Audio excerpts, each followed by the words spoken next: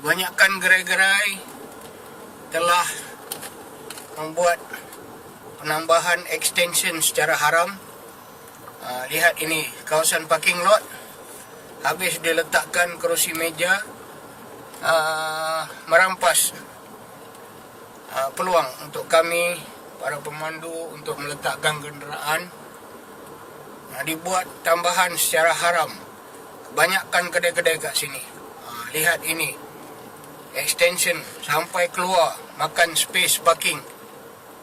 Tetapi pihak DPKL yang sepatutnya memantau kawasan ini dikatakan mengambil rasuah. Rasuah sebab saya tanya seorang pekerja DPKL tadi yang datang singgah di kedai buah di hujung sana. Saya tanya kenapa tidak ada penguatkuasaan.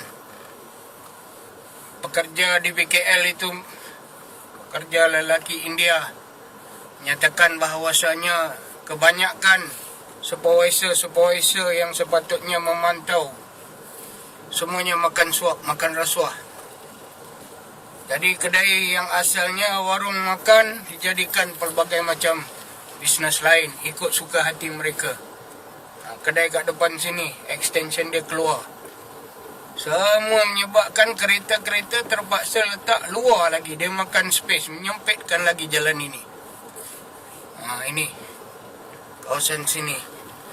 Ada yang warung makan ditukar jadi gerai bandel. Kawasan sini, depan sini. Jadi kedai bandel. Ini ada keluar pula dia punya apa tu, extension dia.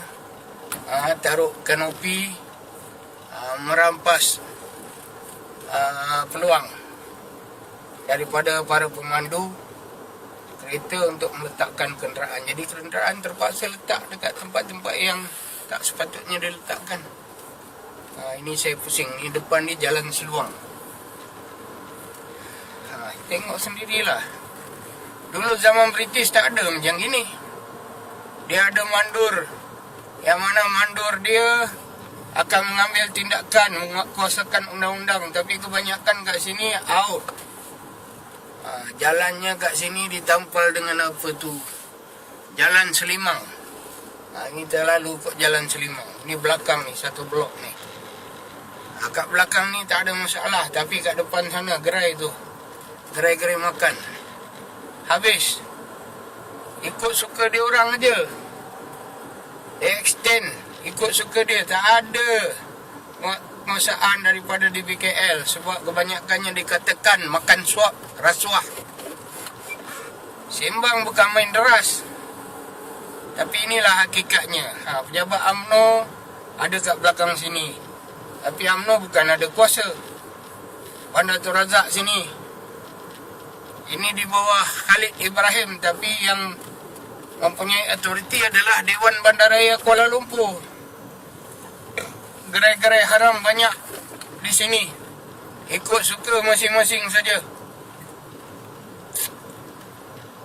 Nama aja DPKL. DPKL patutnya dia jadi contoh tauladan. Tapi hampir out.